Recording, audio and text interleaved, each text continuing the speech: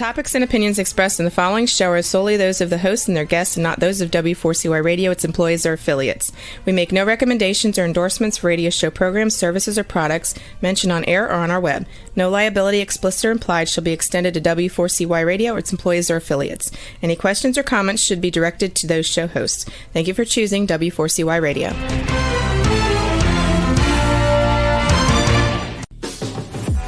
Welcome to the Eat and Critique Show with restaurant critics Steve-O and Sophia. Brought to you by one of Steve-O and Sophia's favorite Incontro Italian cuisine and steakhouse located on the Walk in Coral Springs.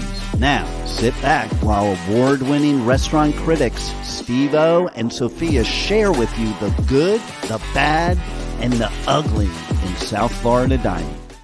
Good evening. Welcome to another episode of Eat and Critique with the invisible Steve-O. I'm here. And our guest, LeBeau, tonight. We thought we'd do something a little different tonight. Usually we give the perspective of the diners and our complaints of what we expect, what we don't expect, what we like, what we don't like.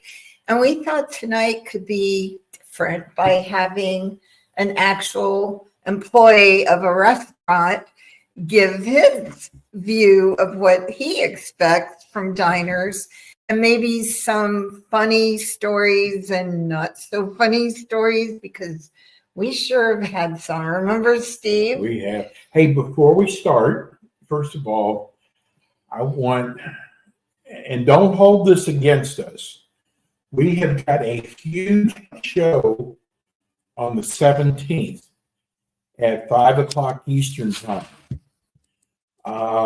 It's our MAGA show. It's the MAGA train. And we are going to be talking about everything that's going on with the elections coming up. It is going to be probably one of our biggest shows of the year.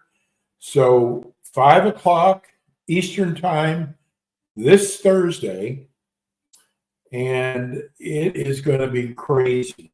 And the other thing is, we're also going to be talking tonight about new Palm Beach restaurants. We sure are. And maybe even where LeBeau currently works, but I won't be able to ever see him ever because it's too high cost for me. But welcome, LeBeau. Thank you. Thank you for coming. We know you're busy. Tell us about your background. As far as food and beverage goes, this is my chosen career. I've been doing this since the early 90s, when I was around 19 years old. I've been in South Florida for 17 years now. Wow. And yeah. I've known you 17 years. Yes, indeed. Wow. It's a regular of mine for many years. He's the best. What are some of the restaurants you've worked at? In South Florida, I've worked at. I'm going to leave my current employer out, but That's I'll okay. talk about the other restaurants I've worked at. I've worked at. I spent most of the time I worked in South Florida working at the City Cellar. Okay. In, downtown West Palm Beach. I was there for 14 years. I was the trainer, so I hand trained all the servers that came through there for all that time. And then I left there for the pandemic, and I worked briefly at Viva La Playa. And Viva La Playa is by the people who did Benny's on the beach. Okay. Basically, like right down the walkway from the pier, and it was a pan South American cuisine restaurant run by a celebrity chef. The one on the corner, right? Exactly. Yes. And I opened the place and stayed there until my current job came knocking. I didn't know because we actually went there one time. I had no idea you were there. I never got to see you. I have got to ask this question. I'm real political. Sophia, not so. What do you think, or better yet, what are servers saying about the possibility of no more taxes on tips? I'm also very political. Yeah. I discussed that ahead of time, and I'm pretty much on the part of the spectrum for you guys. But as far as that goes, I think it kind of follows what the degree of politics are. I think a lot of us think that's kind of silly, honestly. That's don't be on it. It's good because I want to know what the servers, people who get tips, because we don't ever hear from The them. dirty secret is that You don't really report them right, anyway. servers are already undertaxed. Even if it goes on a credit card. Servers are undertaxed. Okay. Even if it goes on a credit card, you have to understand the IRS is not going through credit card receipts. Right. Okay. For the majority of my career, there's been a formula, depending on the kind of restaurant you work at, where basically you might declare, say 10% of what you sold. Okay. The idea being that you were at 15%, you tipped out, and then that was what you had left. Generally speaking, servers make more than that. Some servers are more honest than others with the government. Some servers are more scared of the government than others, but it's just the case because when I first got into the industry, the IRS, and I'm going to remember the details of this poorly, but when I first got into the early 90s, the IRS did a deal with restaurants saying we will do these certain things if you do these certain things to make sure that servers are doing all their tips. And the IRS got burned in a court case. They were somehow it was overturned in court. This is decided to be unconstitutional or illegal or whatever. Wow. So they've Okay. kind of been hands off with the restaurant industry. So yeah, that's So now, why did they think? I would think that they would be excited about that if it can even happen, because it's not the president who decides that; it's Right. Congress. first of all, you have to understand that in large part of the industry, I work somewhere now where gratuity is automatically included on the bill, and that goes, straight to your servers. But in large part of the industry, it's based on your tipping is based on goodwill, on people liking servers.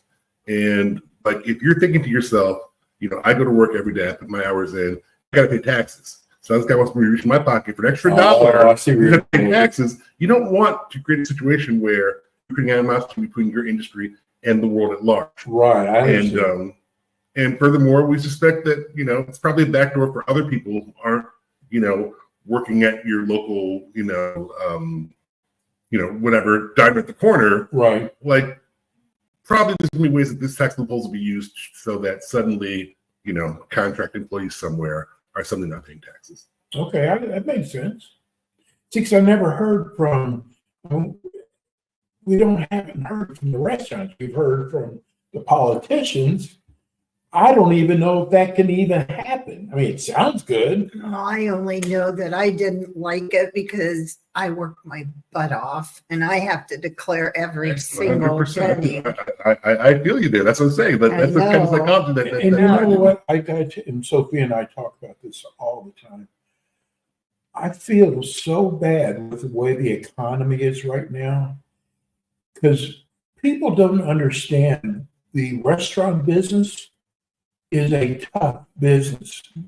Long hours, not the greatest pay in the world, especially for the hours you actually work. And people who start restaurants put everything into that. And now more and more we're seeing restaurants go under. And it's really sad.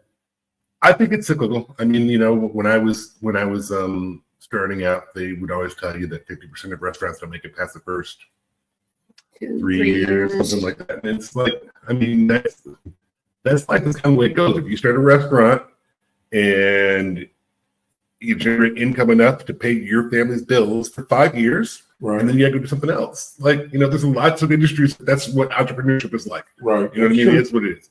One of the things that's very interesting about the restaurant industry is Mine is more, it's sad though. right. You know, restaurants been in business 20, 30 years.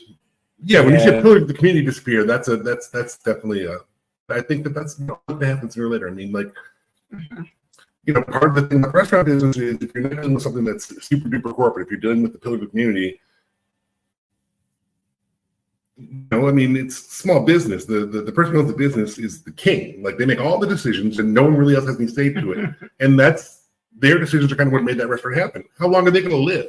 And when they sell it to somebody or they give it to their kid or whatever, is it going to be the same thing? Right. Can it be the same thing? You're right. You know what I mean? Unless you raise your kids and there was a time when you raise your kids in that thing where it's like, oh, I was born a restaurant owner, so that's just what I'm going to do. But we don't really have that culture as much anymore. You know what I mean? So I just know I saw a restaurant that just blew my mind, BurgerFi. I mean, they're huge. They're franchise. Most ones here are locally owned. yeah, I didn't know that. But didn't they sell to Well, someone else? they sold it to Private equity. the Right. guy who owns Mhm. what's the pizza place? Domino's? Coal Fire. Oh, Coal Fire. What's the name? Coal Fire. The Anthony's. Anthony's Coal Fire. They bought them out. Right. And listen, you know what? I'm sure the guy made a lot of money. I don't feel sorry for him, but I mean, BurgerFi is, I mean, there's probably at least 50 or 60 in the area. And they made a good product. A little expensive. I thought it was a little high. But nowadays, everything, people don't even understand.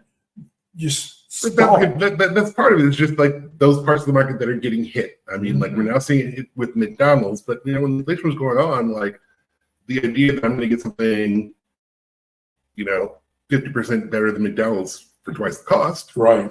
is that still a reasonable price? You know, Oh, they have. you know what I mean? People don't understand how things have gone up. I mean, people said about, I mean, they don't even, when those trucks deliver to the restaurant, guess how much they're paying in gas? You don't even think about those kind of things. So they have to raise their rates and all. I want to go back to that. I want to bring two things together. I mean, this is more or less dirty stories and more like the politics behind the restaurant than the economics behind the restaurant. But going back to the taxation thing, you know, this is another place where it's like, it just doesn't seem fair to me because when inflation goes up, I make more money. I don't have to go to my boss and ask for a raise ever. When the prices go up, Exactly. unless it drives down business, which it rarely ever does, I make more money. Like people have this idea about the restaurant business and the servers, oh, always mean like, yes, if you're starting off in this business, you're going to get abused, you're going to work for owners who hate you, you're going to be selling, you know, very inexpensive items for people who may not tip as well. But, you know, if you decide this is your career, this is your industry, this is your craft, you know what I mean? That certifications for wine, for tequila. I remember the Wine Educators Society. Now, if you decide that this is your path, it doesn't really suck. You can raise your family and pay your mortgage on 30 hours a week. You know what I mean? Set, or people supposedly figure out their tips based on the bill. Exactly. And bills are higher. Exactly. Is there a demographics in tipping? Is the older demographics, for example, I'm going to use Boca. Boca is an older market, and a friend of mine owned a restaurant in Boca. Boy, I got to tell you, people there are very particular, and they'll finish their meal and send it back and say it wasn't good. They expect he's smiling. We've seen that. Specifically, happen. Boca Raton is notorious for that. Specifically that city, not that area, Palm Beach, not, you know, like that particular town itself. I've never worked in Boca. I've never worked in Boca. Demographics to tipping. Do older people, because maybe some of them are on a fixed income, don't? Older people tip more reliably. You know what I mean? Like you rarely are going to get, if the standard of your restaurant is 20%, you're rarely going to get under 20% from older people. Okay. But quite often the crazy tip is going to come from younger people who you made a connection with, who, you know. Really? Yeah. That's interesting. And the Europeans are the worst tippers. They're getting better.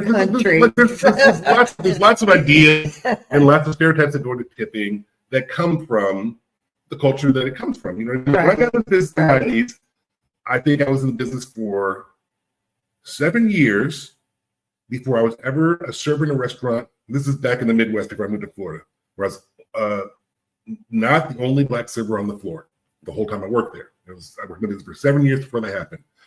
And in, you know, the segregated times, restaurant culture is different in the Black community. You know, tipping wasn't so much of a thing. So Black had this horrible, you know, reputation for like being bad tippers, and it carries over today. Even though it's really, I don't think there's any kind of like difference in demographic today.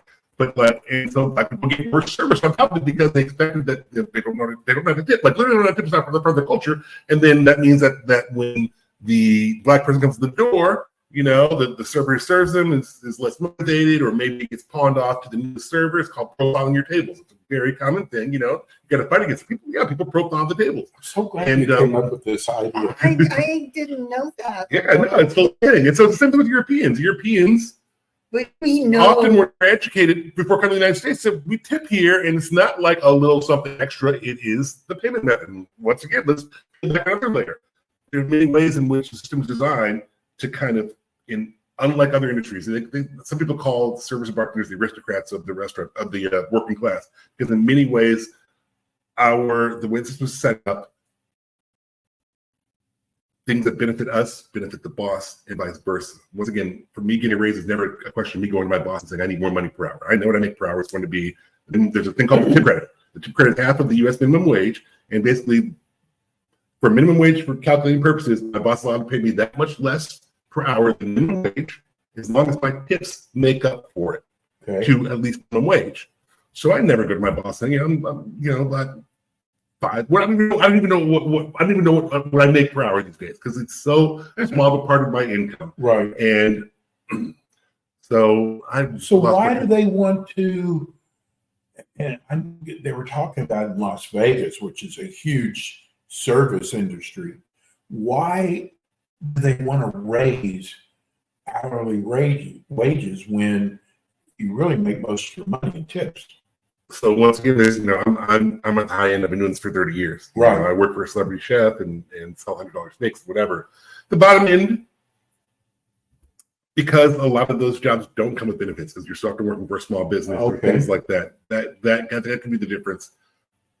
I'm into politics, and this is one place where I break with the people that I usually go with. I am not really rooting for servers to be paid minimum wage, because for me and all the servers I know, and for most of my career, even when I was a little younger, like, I can make as much as the guy working in the factory, working less hours, and not having to fight with my boss or all the time to get more money. What really interesting aspect of this is the interests are so aligned that servers will often help their employers commit wage theft. There are a lot of restaurants that just won't pay overtime, ever. So if I got this really busy week coming up and I know there's a bunch of people in town spending money or whatever, I might want to work more than 40 hours. And I don't care about that $5 an hour that my boss pays myself. If my boss says, hey, I can let you work, but you can't clock in, and there's a time in my life now I'm more, about what I'm about in false profiles. But there's a time where I'm like, I want that Saturday night, the last day of the week. Yeah. I want to make that money, and if I want to make that money by not clocking in and you not having to pay me for those hours, it's worth it for me. And that's crazy, What's the biggest tip you've ever received? Now, you work at a lot of fine restaurants. The biggest tip I've ever received in a regular situation. Now, that's a tough call, because once again, I work now at a high-end steakhouse where gratuities included. Well, you can get a table of 16 people. Right. But before that, I would probably say when I worked at Opus One in Detroit, every year before the auto show, all the VPs from all the car manufacturers from Ford would bring out the whole restaurant, and I got a $12.50 tip from a table, $1,250. One table? Yeah, 6 people. Yeah, 6 people. Sweet. But then there's another crazy where I had to, here's one that's even crazier to me, and it's a smaller number, but I had this family. They had a private dining room, and they were celebrating grandma's birthday. 10 people. They had a minimum to have the whole room. All right. So at the end of the meal, they paid me.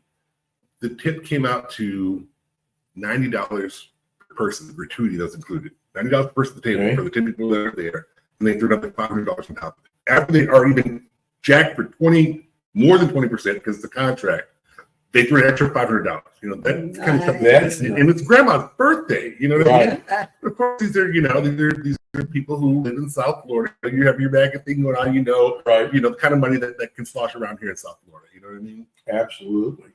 So another thing you and I have talked about, I'm sure you're going to straighten me out. I So first of all, Sophie and I, because we understand the restaurant business, are good tippers. And the bonus. I know this absolutely. Sophie is incredible. But I don't like being told what I have to tip. And because that means no matter if they're good or bad, I still got to tip them. So a big thing with me is I don't want to have to keep asking for water. I love a server that I don't even have to. Well, yeah, I'm sure. That's I mean, like, listen, that's, you know, there's places we agree that that's just the basics. But I don't care about the bathroom. They Right. put my water- napkin. no, I water- don't care about that. water's number one base. There are people, you know, there's gonna be times when, like, you fill the guy's water and he drinks it, and you fill it and he drinks it, and you fill it, and he leaves it for a second. You put the thing down, go to another table, and you look over and he's drinking again. That's, you know, that's gonna happen. But at the same time, then from then on, But why is that? That upsets me that I can't pay more. Well, I guess I could, but I can't pay less if the service was bad. Once again, that goes to benefit the restaurant. I work for. So I told you about the tip, you know, Right. credit. If the gratuity's written on the every time for every table, the server is no longer a tipped employee. So it's not the tip credit. They're now a commissioned employee. They can be paid something like $3 an hour by the employer, and they don't receive overtime. They, you know, like if you clock in for No more benefits. overtime. It depends on the employer. Oh, there It are. depends on the employer. Like this is the first time I've ever worked on this contract we're talking about now, and my employer has incredible benefits. You know, so I got lucky. But it's to the benefit of the employer that as long as the server, with all the money that is in there, makes twice minimum wage, because they're now it's now commission instead of a tip. Right. So that's basically what that is. That's a commission. That's you paying a commission for that service. In a restaurant like mine, or honestly anywhere I feel like where they're doing that, complain about service, there's usually going to be some kind of monetary, you know what I mean? Like if there's going to be investigated, if it, you know, like if I realize I'm going to keep the water, I'm going to my boss, I need to buy this guy X, Y, or Z. Gotcha. You know what I mean? Because that's just a level of standard. I mean, like, you know, at the end of the day, like, you're paying my bills. You know what I mean? Like, you know, if I'm a hospitality professional, which I strive to be, unless it gets to the right point of downright abuse, it is what it is. You got to realize I'm dealing with people who maybe low blood sugar, maybe being a total jerk because you can't help it, and you can't do anything about it until you get food in you. Right. And this is the night we're getting crushed, and your food's not coming, and you're freaking out about it. I can make an enemy out of you. I didn't even think of it. My father was like, yeah. I can make an enemy out of you. But you know, one of the things that you learn when you've been in this business for a while is you got your guests are going to come in, and everything's going to go great, and they're going to leave, and they're going to be happy to get good service. If your guests are going to come in, there's going to be a problem, and if you fix that problem properly, that guest is dedicated to you for life. They're going to remember your name. They're going to come back and ask for you. They're going to tip you more forever. You know, that's the way you build those guests. Is fixing those problems. Or, you know, situation like that with your dad. He probably realizes at the end of his meal, like, man, I treated that person like crap. You know what I mean? Like after a couple times, probably realizes, like, man, that person didn't do it. But you know, that's my actual job. My actual job is to take that garbage with a smile on my face and give you good service and collect the money. And how many times a night do you bite your tongue? Depends on night, depends on the guest, you know. Okay, I got to ask this one. How do you, let's just say you have a table of 8. How in the world do you take everyone's order and not write it down? I don't do that. There are people who do that, and it's like How do they do it's like a that? party trick. But if you work at a restaurant where I have any say in the matter, you're not allowed to do that. In my restaurant, if I see somebody, I'm the head server, if I see someone taking an order without writing it down, then we're gonna have a discussion because it is what it is. If something goes wrong, we have no way of like backing it up. Right, that's You know true. what I mean? And if it does go wrong, then the guest tables are thinking like he didn't bother to write it down. Like how, you know, what we want to expect. But that does happen. I've seen That's happened. It's like I used to do when I was younger, you know, like wasn't being in my career. It's like a party trick. And it's really, I mean, it's one of those things where it's like every item in the menu is just like a box. I can really explain it. You know, it's like doing taxes. During the pandemic, I worked for an accountant and helped her prepare taxes for a year. And like when I first started working there, it's like, how do you even know what these words you're talking about mean? You know what I mean? How do you know what page this thing is on? But now someone, I calls and says, oh, I forgot that I've got this extra income. I know like what page to go to, and it's just like that. You learn your menu and you just know it so well that it's just like, here. I have a question. So how do they tip the other people? Because Generally it's going to be, doesn't it come out? Yeah, absolutely. Generally it's going to be either, it depends on the relationship, in the house. It's going to be either a percentage of your sales. So I sell a certain amount of money. And this is why a lot of places servers get mad if you under tip, because it's like, and you spend $100 and you don't tip me anything. I still gotta give my busters $5. That's my question. That was Other people and the do that? bartender. I can't remember the last time that I saw someone get a 0 tip. It's not a thing.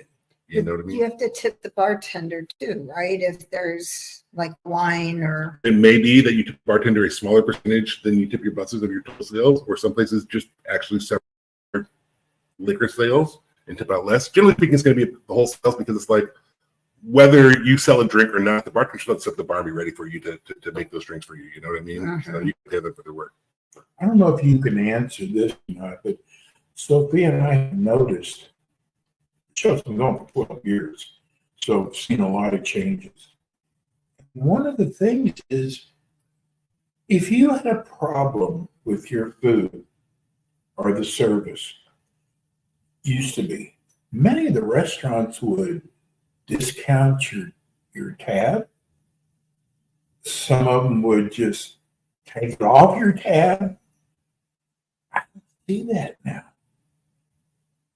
It's more like, yeah, I'm sorry, Since I've been in Florida, every restaurant that I've worked at, we're generally empowered to tell the boss, like, we got to buy this, we got to hear this, or whatever. But it used to be that way. It used to be, once take care of your bills. Once again, my experience is going to disagree with that, because once I was coming up, as I'm younger, I'm working at these lower margin restaurants where they don't have enough money to give the stuff away. You know what I mean? So I worked at a lot of restaurants. I remember I used to work at this downtown Detroit. I used to work at this very popular. It was an area called Greektown. And it was all Greek restaurants, and they had one New Orleans restaurant down there. And I worked there as a bartender. And it got so bad that I was a bartender, so I didn't deal with as much, but like the servers, when they had specific language when they would do what's called the entree check, your food comes in.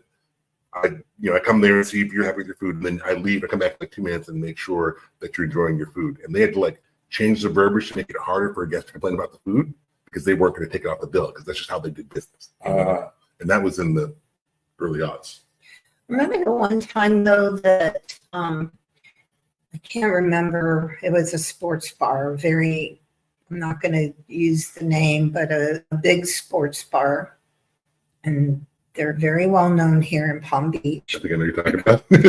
And they did the order wrong 3 times.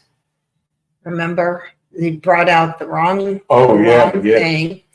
And then they brought out the right thing, but cooked the wrong way. Yeah. And then they brought it out completely different from what the order was. And I just said, forget it. I'm not hungry anymore to worry about it. And they still didn't take it off, remember? I remember that. Yeah, it's like shocked by that. That's messed up. There's a small possibility that the server just forgot to take it off, which just happened. There's times where I'll say, I'm going to buy this guest something. I'll tell my boss, I'm going to buy this guest something, whatever. I just forget to take it off the bill. As soon as it's pointed out to me or whatever, and if it's in a situation where I have controlled the method and you're gone, I will take it off after you've left and fix it in that situation. But, once it's loves of hospitality, it's It's every place is a different philosophy. And I actually went back to one thing. I did put one funny story in my back pocket. I want to hear. I was going to ask you for one. You asked about bite your top and let you bite your tongue. And you knew about it. I know this guy's for everybody. I'm not going to trick my guests. My guests are amazing people. They pay my bills, and I love them for it. Period. Every single one of them. If I haven't force you out without taking your money or call the cops on you or call security on you, then I love you as my guest. Period. You know what I mean? Have you Next time you called show up, somebody? you get any place to alcohol, you're gonna have to deal with that. And next time you see it, I'm gonna smile and give you excellent service. But Boy. if you've been with a restaurant for a while Mhm. and you have a good reputation, you do your job well, whatever. Every server gets one FU every job. I discovered this because I was working at this restaurant once again downtown Detroit, and with this great server Stephanie that I work with. And one day my manager comes to me and says, "Hey, I need you to look at this table for Stephanie because they said she called an a-hole." I'm like, "What?" Like obviously Stephanie didn't do that, you know. It's fine, everything's great, whatever. That restaurant shuts down. I go somewhere else, and Stephanie's found me there. And like 2 years later, the manager comes to me and it's like, She called someone else. exactly. It's like, oh, you can do that at every restaurant one time because you're just like, I would never do that. You know, I would never do that. And you don't ever do it again. You know what I mean? But that's your dude. You got to keep it in your back pocket like if you really, really, really want to use it. You know? That is funny. You know, it's amazing doing a show like this today. All these things going through my head because we're not going to question a server when we go for a tasting. So you've got a lot of experience. And you normally, when you change, you normally go to the general manager What do you for mean? your interview or the owner? Usually you deal with the manager. I've been for like once again, like a lot of people don't think this is a career, but you treat it as a career. Like my last 2 jobs, the job I have right now, and then the one I told you about the chef on the beach, I was not looking for a job. They came and found me. Oh, Like I'm sitting at home and I got a phone call. It's like, can you please come to this interview? I'm looking for people, blah, blah, blah, blah. You know, because I've been in the career long enough. You know, there are people out there now. Once again, because I chose this as my career. There are people right now, you know, the 15 years I was training at City Solar, some of those people are general managers at other places because they wanted to go to that side. You know what I mean? It's like this guy taught me how to wait tables, or this guy elevated me from, you know, working at Cheesecake Factory to working at something that's a little more elevated. I watched him train servers around me for, you know, I want that guy. And they come and so they don't like give you a test on what would you do? LeBeau's a legend. I'm not a legend. It's just I think, you know what I'm saying? Like I'm like I said, who you know, especially coming from the 90s, and I'm from the north, it's a little different. Hospitality is a little more respect here in the south. But the north is like, you know, that was like a black state. And like I was a black because I was the waiter. A lot of people won't stay in this business for 30 years. You know what I mean? No like where are you gonna find a server with 30 years experience? Right. I don't even call them waiters He anymore. really is a legend, though. He's the best. This is so amazing because, you know, we usually are talking somebody in the front of the house. And we get a lot of chefs on our show. We do get a lot of chefs. And We had the chef for the White House on. Oh, The nice. Clintons and Nice. Obama and the Very Bushes. cool. That was cool. I was in Detroit Free Press. Very cool. That's my hometown. My best friend used to deliver that paper when we were like Oh, 8 or 9 years old. so they called me up to do some consulting for them. Yeah, no problem. I get there, the newspaper was on strike. Oh, this was during the like back in the Maybe late 90s. 90s. Yeah. That was a big deal. That Oh, was a big deal. deal. They didn't tell me that. I'm- So first of all, I saw the size of the paper because it's a union town. And a lot of Absolutely. people respect the union. My family stopped getting the news and the free press Yeah. when that went So on for their years. newspaper went down. There was no ads in there.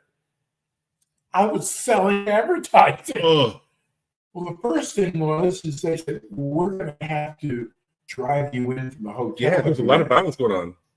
People were throwing rocks, Yeah, scab. it was a big deal. Oh my God. And I'm calling people up for the whole, I was there for a week trying to, you would not believe, people say, well, show how the great salesperson you are, you got to be able to do this. Hey, listening to people in Detroit, and you're here representing the Detroit News and Free Press, and we're on strike? What are you, crazy? That I'll never forget that. Oh my God, it was so bad. Getting back to restaurants, what determines you liking where you're at?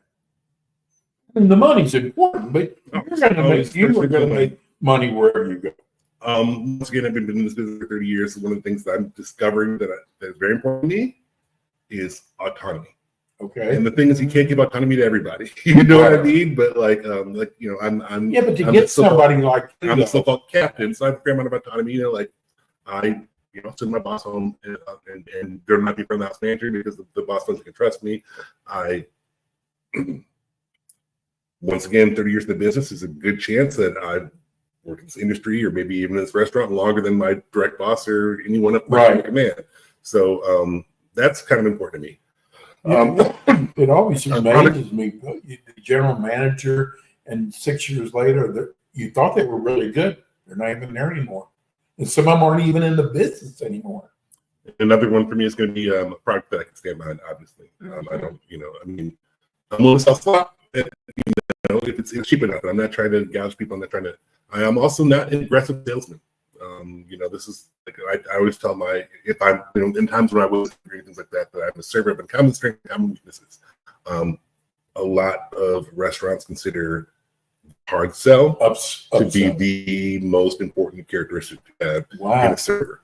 Now, I can thrive in those environments by just saying, like, look, what you're going to get from me in the level of hospitality and the level of making your servers around you better and things like that is going to feel back from the fact that I don't push as hard, you know, to squeeze out that last buck from that guest, because especially the restaurant like bothered me, especially the restaurant like mine, like it's expensive. Yeah. You know, like, I got to recognize that you may sit up for months for this meal. You know what I mean? Right? Yes. Like I'm not trying to create a confrontational situation where you feel like I'm trying to reach into your pocket.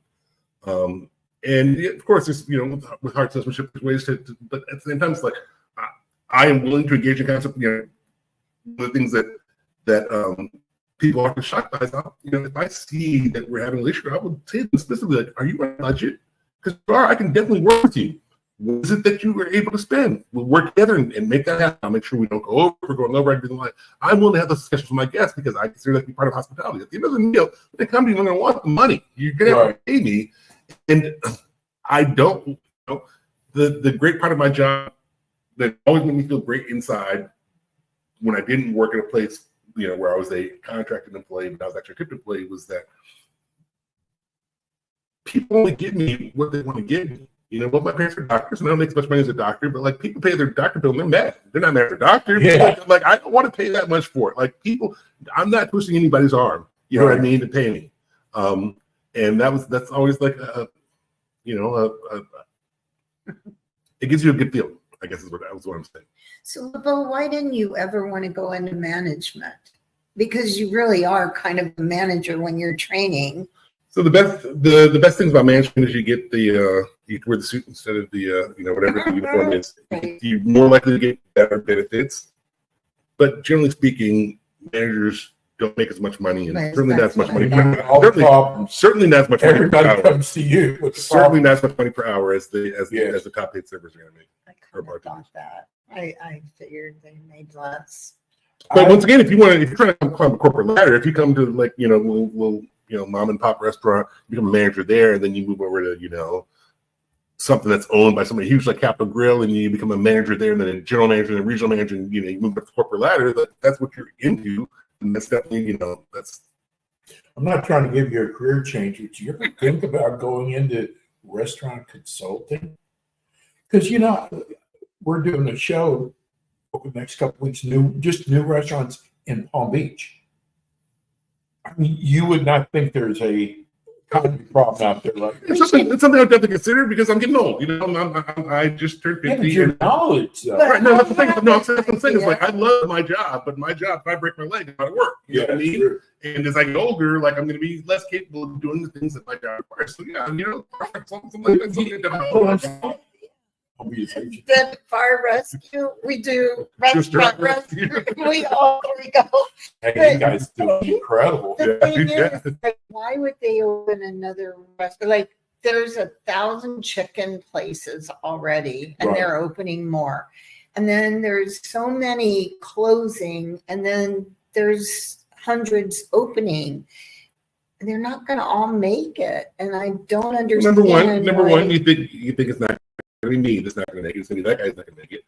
Number two, You know, you got to worry about the lag. You say there's 1,000 chicken restaurants, and let me know if we're getting over in time. Yeah, no, we're fine. Oh, You we said have there's time. You said there's 1,000 chicken restaurants. Well, maybe 5 years ago, there were 200 chicken restaurants. Someone said, you know what, this homeless community needs a chicken restaurant. I'm going to make that happen. I've never opened a restaurant before. It's going to take me 5 years to get it open. By the time the 5 years comes, now there's 1,000 chicken restaurants. Right. Like that's a That's right. possibility. You know what I mean? Like there's always the lag in the market. You know what I Well, mean? like the barbecue, there's like 1,000 new barbecue places. They're Everyone's not, everyone's barbecue in their neighborhood. You know, but they're not all that I good. understand, but The Pig Beach. You Oh, know, and I have you read a tried big that? article Oh, awful. on Red Lobster. You know, they're under bankruptcy.